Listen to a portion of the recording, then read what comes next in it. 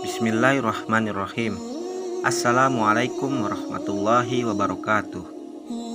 Baiklah, kami dari kelompok 5 yang ingin sedikit memaparkan salah satu materi dari mata kuliah tafsir ayat wasiasah dengan judul Syura dan Demokrasi Perspektif Al-Quran dalam Quran Surat Ali Imran ayat 159 dan Quran Surat Asy-Syura ayat 38. Sebelum lanjut ke pemaparan, apa itu syura dan demokrasi? Menurut Ibnu Al-Farabi, syura adalah dengan berkumpul untuk meminta pendapat dalam suatu permasalahan, di mana peserta syura saling mengeluarkan pendapat yang dimiliki, sama saja dengan yang biasa kita sebut musyawarah. Dan apa itu demokrasi? Demokrasi yang sesuai dengan Islam adalah musyawarah atau syura, kemudian persetujuan atau ijma, dan penilaian interpretatif yang mandiri atau ijtihad. Hal ini juga menjadi ciri utama dalam pemerintahan sistem demokrasi dalam suatu negara yang memberikan kebebasan pada warga negaranya untuk berpendapat dan kebebasan pers. Dan selanjutnya akan dipaparkan oleh saudari Nova Sapira. Baik, di sini saya akan menjelaskan surat Al-Imran ayat 159 yang isinya tentang salah satu penerapan konsep musyawarah yang dilakukan oleh Rasulullah SAW. Berikut bunyi bacaan surat Al-Imran ayat 159 beserta dengan artinya. Bismillahirrahmanirrahim. Fabima rahmatim minallahi linta lahum walau kunta faddan ghalidul qalbi lanfaddu min hawlik fa'fu anhum wastaghfir lahum wasyawirhum fil amr fa idza ajamta fatawakkal 'alallah innallaha yuhibbul mutawakkilin, yang artinya, maka berkat rahmat Allah engkau Muhammad berlaku lemah lembut terhadap mereka. Sekiranya engkau bersikap keras dan berhati kasar, tentulah mereka menjauhkan diri dari sekitarmu. Karena itu maafkanlah mereka dan mohonkanlah ampunan untuk mereka, dan bermusyawarahlah dengan mereka dalam urusan itu. Kemudian apabila engkau telah membulatkan tekad, maka bertawakallah kepada Allah. Sungguh Allah mencintai orang yang bertawakal. Latar belakang dari surat Al-Imran ayat 159 ini banyak terjadinya pelanggaran-pelanggaran yang dilakukan oleh sebagian kaum muslimin saat keadaan genting pada perang Uhud. Bahkan pelanggaran tersebut telah menyebabkan banyak kaum muslim menderita. Namun Rasulullah tetap bersikap lemah lembut dan tidak marah sama sekali pada para pelanggar tersebut. Bahkan memaafkan dan memohonkan ampunan dari Allah untuk mereka. Selain itu, Rasulullah juga selalu melibatkan mereka dalam suatu musyawarah mengenai banyak hal, terutama urusan peperangan. Senada dengan tafsir dari Ibnu Katsir menyebutkan bahwa Rasulullah SAW selalu bermusyawarah dengan mereka apabila menghadapi suatu masalah, di antaranya musyawarah dalam urusan peperangan. Di antaranya adalah musyawarah mengenai posisi Rasulullah dalam perang, hingga akhirnya Al-Munzir Ibnu Amr mengusulkan agar Rasulullah berada di hadapan pasukan kaum muslim. Selain itu, Rasulullah pun pernah mengajak kaum muslim bermusyawarah sebelum perang Uhud. Musyawarah itu terkait dengan pilihan Rasulullah untuk tetap berada di Madinah atau justru keluar menyambut kedatangan musuh. Kemudian hasilnya sebagian besar dari mereka mengusulkan agar semuanya berangkat menghadapi mereka. Rasulullah pun berangkat bersama pasukannya menuju musuh-musuhnya. Musyawarah lainnya dilakukan oleh Rasulullah dalam perang Khandaq. Rasulullah meminta pendapat dari kaum muslimin tentang perdamaian dari golongan yang bersekutu.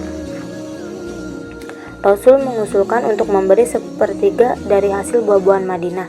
Namun usul itu ditolak oleh dua orang Sa'id, yaitu Sa'id ibnu Mu'az dan Sa'id ibnu Ubadah. Pada akhirnya Rasulullah menuruti pendapat mereka. Dalam perjanjian Hudaybiyah, Rasulullah kembali mengajak kaum muslimin untuk bermusyawarah. Rasul mengusulkan Apakah sebaiknya mereka melakukan penyerangan pada orang-orang musyrik? Abu Bakar pun berpendapat, sesungguhnya kita datang bukan untuk berperang, melainkan kita datang untuk melakukan ibadah umroh. Kemudian Rasulullah menghargai pendapat Abu Bakar tersebut. Berdasarkan kisah-kisah yang disebutkan sebelumnya, dapat dibuktikan bahwa hal itulah yang membuat kaumnya patuh dan setia dengan Rasul, sebab keputusan-keputusan dari Rasulullah merupakan hasil musyawarah bersama di antara mereka sendiri. Dalam surat Al-Imran ayat 159 ini juga Allah berfirman untuk selalu bertawakalah kepada Allah setelah mencapai hasil mufakat dalam suatu musyawarah, seperti Rasulullah dan kaumnya yang tetap berjuang dan berjihad di jalan Allah dengan tekad yang bulat, tanpa menghiraukan bahaya dan kesulitan yang mereka hadapi. Dan selanjutnya akan dipaparkan oleh saudari Nurul Afdolul Fitri. Saya akan melanjutkan penjelasan yang tadi. Saya di sini akan membahas tentang surat Asy-Syura ayat 38 yang berbunyi wallazina stajabu li rabbihim wa aqamus shalah wa amruhum syura bainahum wa mimma razaqnahum yunfikun, yang artinya, dan bagi orang-orang yang menerima atau mematuhi seruan Tuhan dan melaksanakan sholat, sedang urusan mereka diputuskan dengan musyawarah antara mereka, dan mereka menginfakkan sebagian dari rezeki yang kami berikan kepada mereka. Surah Asy-Syura adalah surah ke-42 dalam Al-Quran. Surah ini tergolong surah Makkiyah, terdiri atas 53 ayat. Dinamakan Asy-Syura yang berarti musyawarah diambil dari kata syura yang terdapat pada ayat 38 pada surah ini. Dalam ayat tersebut diletakkan salah satu dari dasar-dasar pemerintahan Islam, ialah musyawarah. Surah ini kadang disebut juga Hamim Ain Sin Qaf karena surah ini dimulai dengan huruf-huruf hijaiyah itu. Ayat ini juga menerangkan bahwa orang-orang yang menyambut baik panggilan Allah kepada agamanya seperti mengesahkan dan menyucikan zatnya dari penyembahan selain Dia, mendirikan sholat fardu pada waktunya dengan sempurna untuk membersihkan hati dari itikat batil dan menjauhkan diri dari perbuatan mungkar, baik yang tampak maupun yang tidak tampak. Selalu bermusyawarah untuk menentukan sikap di dalam menghadapi hal-hal yang pelik dan penting. Kesemuanya akan mendapat kesenangan yang kekal di akhirat. Dalam surat Asy-Syura ini mengandung pesan yang terkandung dalam surah Asy-Syura ayat 38 adalah perintah untuk mengesahkan dan menyembah Allah Subhanahu wa Ta'ala, menjalankan sholat fardu 5 waktu pada waktunya. Apabila mereka menghadapi masalah, maka harus diselesaikan dengan musyawarah. Rasulullah Shallallahu Alaihi Wasallam mengajak para sahabatnya agar mereka bermusyawarah selain masalah hukum yang ditentukan Allah Subhanahu Wa Taala. Pada akhirnya ayat tersebut dijelaskan bahwa apabila kita diberi rezeki harus dinafkahkan kepada kebaikan. Ada juga contoh perilaku surat Asy-Syura ayat 38, yaitu 1. Mengerjakan semua amalan yang Allah perintahkan. Selalu sholat wajib 5 waktu pada awal waktu. Pemimpin menyelesaikan sesuatu dengan cara musyawarah ketika terjadi permasalahan di lingkungan.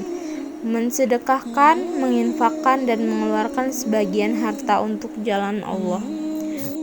Mungkin sampai situ saja pemaparan dari kelompok 5. Kurang dan lebihnya mohon maaf. Wabillahi taufiq wal hidayah. Wassalamualaikum warahmatullahi wabarakatuh.